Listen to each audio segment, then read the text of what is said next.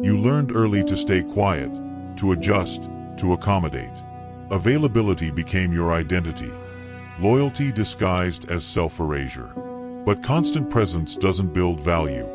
It erodes it. The world didn't punish you cruelly. It exploited you efficiently. Because power never responds to need. It only reacts to pressure. You weren't rejected loudly but dismissed silently, the most dangerous kind.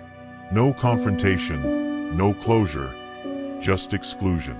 The game was never designed for fairness. It was designed to reveal who adjusts and who makes others adjust.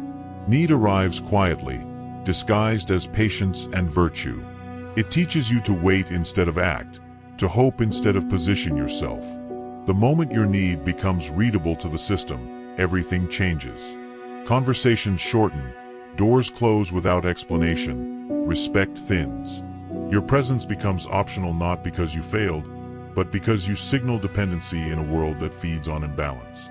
The most powerless moments aren't chaotic, they're waiting. Waiting for validation, permission, fairness. That pause signals you're dependent on outcomes you don't control. And whoever controls what you need controls how you behave through simple delay. Delay bends people, reshapes priorities, turns confidence into compliance. Vulnerability without leverage is exposure. Need without insulation is submission. The moment you reveal you cannot walk away, you tell the other side how far they can push you. Power moves incrementally, testing through delayed replies, subtle dismissals, boundaries crossed and ignored. If you stay, adjust, explain, or tolerate, the system categorizes you. From that point forward, different rules apply to you than to those who are optional, scarce, or self-contained.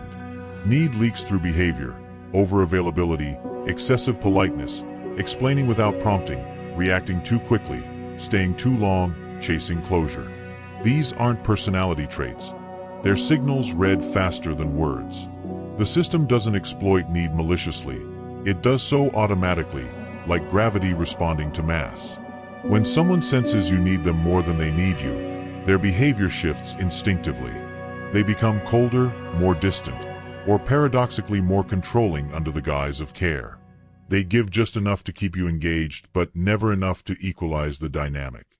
Need also distorts perception. You excuse disrespect, reinterpret neglect as busyness, call control concern, call crumbs compromise. Your internal compass recalibrates around survival rather than self-respect. People stay in draining situations not from weakness but because need has woven itself into identity. When your sense of self depends on external validation, losing that validation feels like losing yourself. Independence isn't isolation, it's optionality. The ability to walk away without collapse, to lose access without losing yourself. The system reacts differently to those who can walk away. It doesn't test, delay, or dismiss them the same way because their low need destabilizes exploitative dynamics. When you don't need, delays lose power, silence loses threat, withholding loses leverage. Most people fail here by reducing need partially but not completely. They detach behaviorally but not emotionally, stop chasing but still hope. The system senses that residue and presses on it subtly, a message, a compliment, a memory, just enough to reawaken dependence. Reducing need feels like loss before it feels like power. You lose access, familiarity, comfort, the illusion of security. That void is where most people turn back, mistaking emptiness for failure. But emptiness is unoccupied space. Sit in it long enough and clarity emerges. The dangerous kind that makes you unpredictable and disrupts systems built on dependency. Once need loosens its grip, your behavior changes without effort. You respond slower, speak less, explain nothing, leave sooner, tolerate less. People feel it immediately. Some withdraw, some become respectful, some try to provoke you back into need through nostalgia, guilt, or fear. Constant availability was sold to you as virtue, but it erodes perception. When you're always there, you blend into background. When you're always accessible, you're unconsciously downgraded. The human mind assigns value based on scarcity, not effort. Absence isn't disappearance. It's restraint, the discipline not to offer yourself where you're not required, respected, or reciprocated. The moment you're always available, the system stops noticing you. The moment you step back, it recalibrates around the gap you left. Think about who holds power over your emotions. Rarely those who chase you, but those whose attention feels limited, inconsistent, controlled. Availability hands control outward. When you're always reachable, others decide when you're needed. When you matter, the pace of interaction. Absence reverses that by introducing uncertainty, which forces attention. People don't chase what they fully understand. They chase what they can't predict. The moment you stopped texting first, delayed a reply, didn't show up where expected, the reaction wasn't neutral but emotional. You disrupted an unspoken contract where your availability was assumed. Once people assume access to you, they stop earning, respecting, or protecting it. Absence breaks assumption, and awareness returns. The most exploited individuals are often the most available. The always there friend, reliable employee, understanding partner. Their constant presence makes their value feel fixed and replaceable. Absence is positioning, stepping back to observe how others behave without your support. What you see is uncomfortable. Some collapse, some become distant, some hostile, some suddenly attentive. These reactions reveal who relied on you, valued you, or merely consumed you. Silence is powerful because it's a form of absence. When you don't immediately react, others fill the gap with interpretation, projection, wonder, adjustment. Power comes from making others think, and absence forces thinking while availability ends it. The fear stopping most people from practicing absence is abandonment, that if they step back, they'll be forgotten or replaced. That fear reveals the truth. They're already replaceable in their current position. Constant availability accelerates replacement because the system doesn't fear losing what it can access anytime. Absence introduces loss, and loss sharpens attention. When you remove yourself, you become noticeable by contrast. Your absence becomes a variable others must account for, and accounting creates value. Some will resent you, evidence of dependency. Others will respect you more, evidence of recalibration. Some will move on, telling you how much you actually mattered. Absence changes not just how others see you, but how you see yourself. When you're always available, your identity becomes externally referenced, measured by response and inclusion. When you step back, that feedback loop breaks. You're forced to sit with yourself without immediate validation. That discomfort begins internal authority.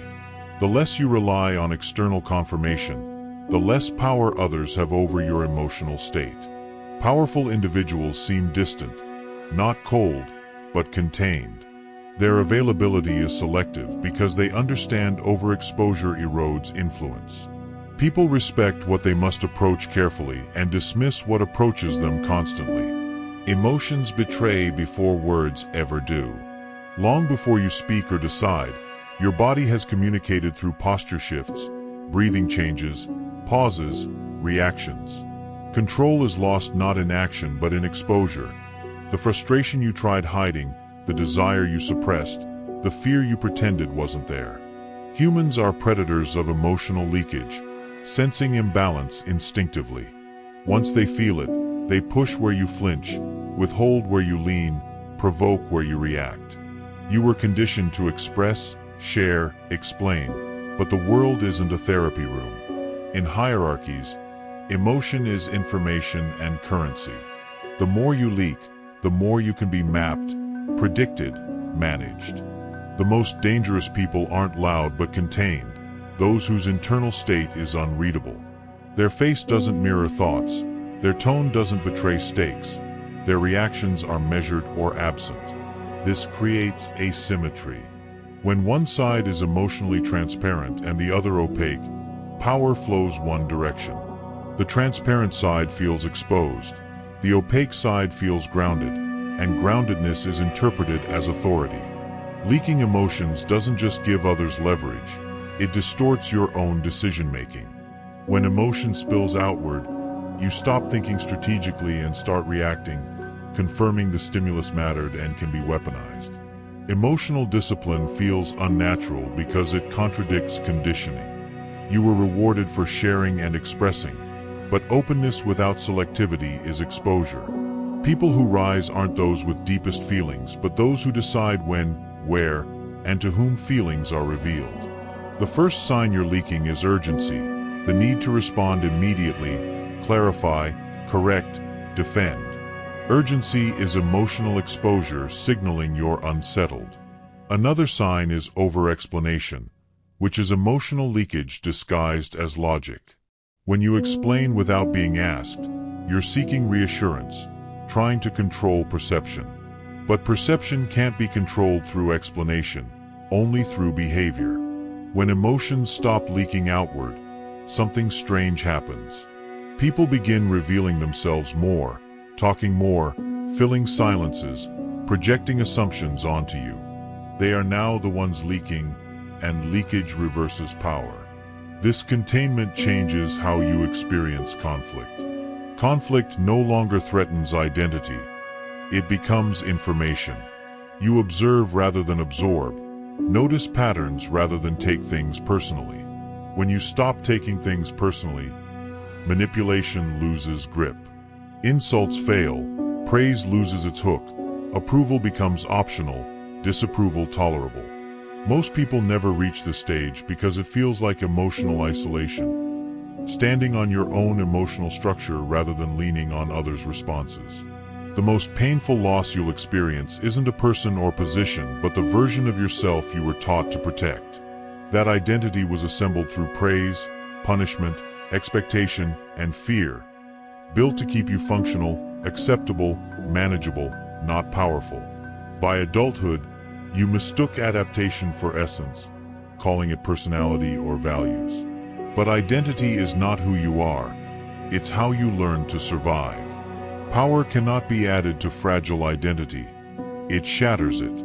Most identities are built for approval, relying on external mirrors, compliments, roles, labels, belonging. Take those away and the structure trembles. Identity destruction doesn't mean becoming someone else, but stripping away everything not essential, everything learned to please rather than endure, everything dependent on being seen a certain way. This feels psychologically violent because the mind equates identity with survival. When identity is challenged, the nervous system reacts as if death is near. The old identity resists quietly, whispering doubt, recalling failures, reminding you of consequences like social loss and rejection. True transformation requires enduring a period where you no longer recognize yourself and others no longer know how to place you. That liminal state is where power is forged, unbearable to those needing continuity to feel sane. The destruction phase is quiet. No applause, no ceremony. It happens when you choose restraint over reaction, refuse to explain, stop performing roles that earned acceptance, disappoint expectations without apologizing. Each moment chips away at old identity, feeling wrong like betrayal or arrogance. But that feeling isn't moral insight. It's conditioning, the old self fighting extinction. True destruction leaves you temporarily unanchored. You stop describing yourself, defending who you are, reacting from habit. This state feels empty but is fertile. The only state where something new can emerge uncontaminated by old patterns. One of the hardest things to let die is the identity of being good. Not ethical but agreeable. That identity earned praise early but trained you to avoid boundaries, making others uncomfortable. Power makes others uncomfortable inevitably. If your identity needs to be liked, you'll fold when resentment appears, compromising and returning to old patterns. Identity destruction also dismantles victim narratives. Clinging to wounds freezes you in time, organizing identity around being overlooked or wronged. These narratives feel validating but lock behavior. Letting go means losing the explanation and justification, returning responsibility. The new identity doesn't arrive with clarity but with principles, constraints about what you'll no longer tolerate. You don't announce it, you embody it. This structure isn't built on how you want to be seen, but what you can sustain under pressure, favoring consistency over charm, silence over performance, selectivity over inclusion. It's internally referenced and doesn't fracture when challenged. Rebuilding is slow with no dramatic transformation moment. Instead, you notice absences, fewer emotional reactions, less urgency, less need to prove. Silence no longer threatens. Misunderstanding no longer feels catastrophic. Disapproval no longer feels like erasure. The final test. Can you let go of being understood? The old identity needs explanation, wants intentions recognized, pain validated. The new structure acts without narrative, allowing others to misunderstand, mislabel, speculate. This is confidence in internal alignment. When you no longer need others to see you accurately, you're no longer governed by their perceptions. Most people stop before this point, keeping core old identity as insurance, a fallback if the new path becomes uncomfortable. That insurance is the weakness. True rebuilding leaves no return path because the internal structure no longer fits the old environment. You cannot unsee what you've seen or unlearn what you've embodied. Identity must be destroyed before power can be rebuilt, because power demands a foundation that doesn't crack under scrutiny, isolation, or pressure. What comes after is not louder or easier, but quieter, heavier, more dangerous. A state where nothing external can move you anymore.